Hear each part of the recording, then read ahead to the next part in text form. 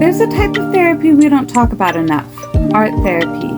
Why don't more people do it? When I was 6 years old, my father died of cancer, and I did art therapy, so did my brothers. I found it to be extremely helpful. It's a great way to process feelings, and I think especially with children when they're not able to verbalize things very well, art is a way of expressing themselves. Take this picture for example. On the back, I had dictated to my mom what the picture was showing. Dad is at the top of the rainbow.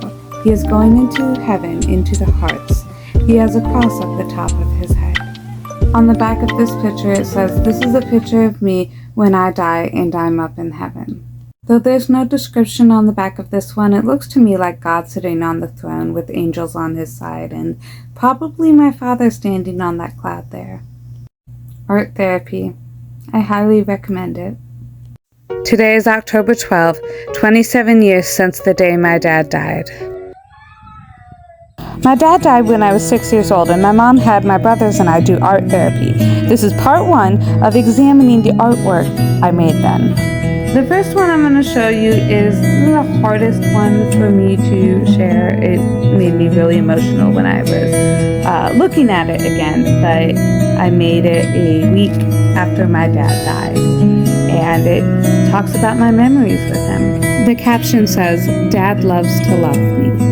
These were stapled together in a book format, by the way, and the captions were written by my mother. I must have dictated to her, and then she wrote them down for me. But this is Dad pushing me on a swing. This is Dad reading me a book. This is Daddy giving me a piggyback ride.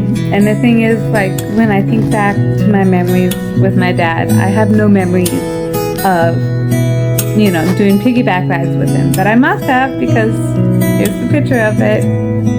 And the last page in this book is Dad holding me when I was a baby. Now, one of the books I made in art therapy has this date that's a month before my dad died. So we were already doing art therapy before he even died because he had terminal cancer. We knew it was going to happen. And so we were already getting prepared for that, I suppose.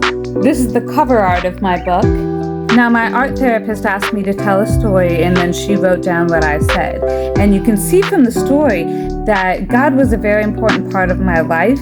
Even as a 6-year-old, the Christian faith was very much instilled upon my heart. It reads, "Jesus loves everybody. God promised that he would never send the flood again. Jesus died on the cross for us. I love my mom." By Nicole. Me, Jesus, I love you, with a backwards L. Flowers in a rainbow, and I wonder if that's a storm going on there on the side. Jesus in the corner with a backwards J and what looks to be some kind of a path leading to the cross, and also a heart. This is the last page of the book, and it says I love my mom. So even though my dad was the one who was dying, my mom was kind of the focus of this book, I guess. And this was on the back cover. Presenting to you the cover page of another book I made in art therapy. This one was done a month after my dad died. My art therapist wrote what I dictated to her. I said, "This is what I think heaven looks like." And it has 3 people in it. One is my dad, one is Jesus, and other is this kid from my church who died of cancer also. He was 18 months old, I believe. On this page is yet another picture of what I thought heaven looked like, and this time I noticed the backwards J and corrected it. And this is the last page of the heaven-themed book that I made.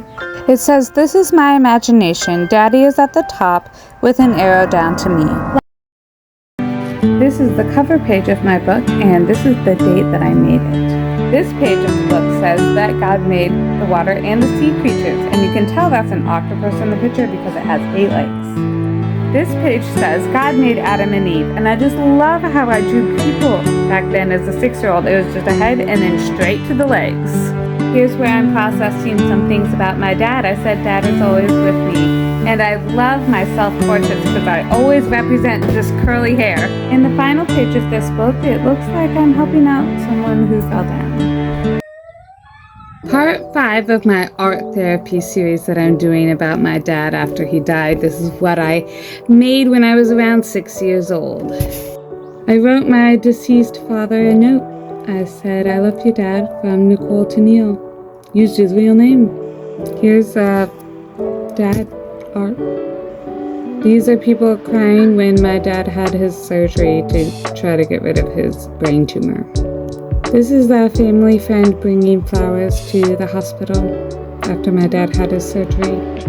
That's too gloomy. Okay, let's switch to something more mysterious instead. What's going on in this picture? I can't even talk.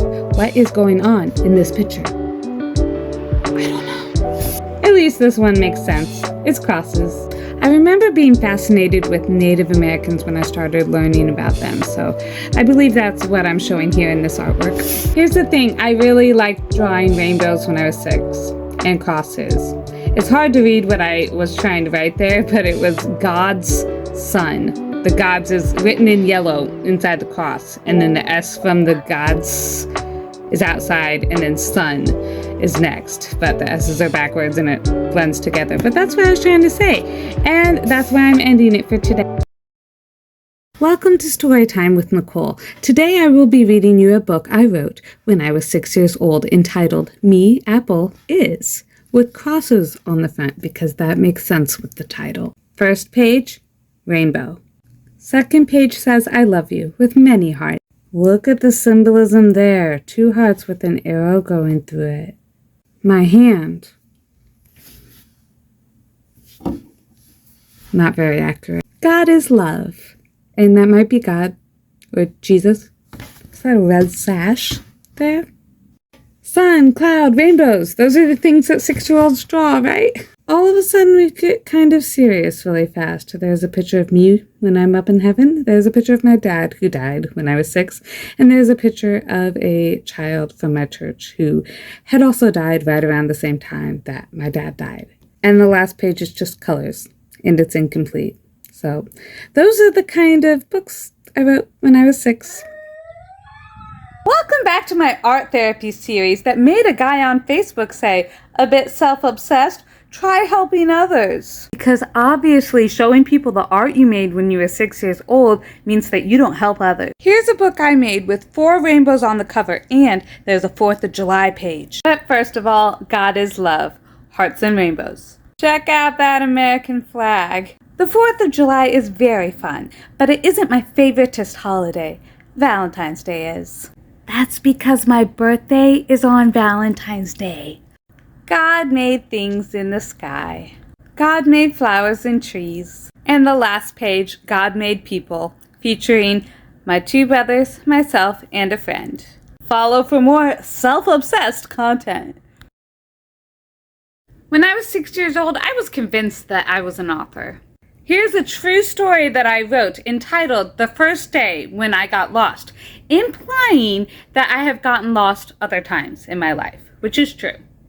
I went on a brownie trip and I got lost. For those of you who don't know, brownie is a category of Girl Scouts. And I cried and someone came and she asked how she could help me. We looked in the cemetery and we found the brownie group. Yes, we were on a trip to the cemetery. You see, we have been placing a blank piece of paper on the tombstones and then using crayons to do a rubbing of the tombstones. And I got distracted doing that, and I didn't realize that everyone had moved on. Little did I know, I was actually hard of hearing at that point. People didn't know that, and that's probably why I didn't know that people were moving on.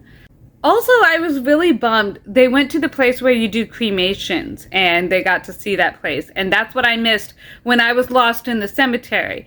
And I remember for the longest time being upset about that. I never got to see the cremation place. In retrospect, it's kind of an odd trip to take a group of 6-year-old Girl Scouts on, don't you think? But anyways, I was found now, and the story goes on. I was happy, and I stayed with my partner. We went to Hardee's and got ice cream. And the final page of my story says, a couple of days later, you feel better and you feel happy again. So I guess it took me a couple days to get over the fact that I was lost in a cemetery. Today I will be reading you a book I wrote when I was 7 years old. Now, this cover is not going to make sense with the rest of the story until we get to the last page. First page, I love playing alone. Keep that in mind. Next page, Adam made me mad and I hit him. Adam's my little brother. I solved the problem. And notice how much taller I made myself than him. I don't know how I solved the problem. He walked away, and I could play again. Final page. Jesus died on the cross to take away all of our sins. What? Wow! What a neat message I had in this story.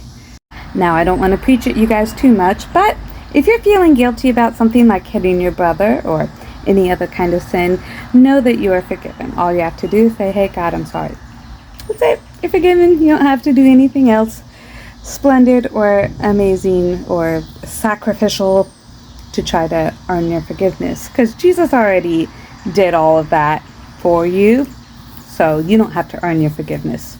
You're forgiven. And with that final thought, we end our video. I'd love to hear your thoughts about this video in the comments. I love you all.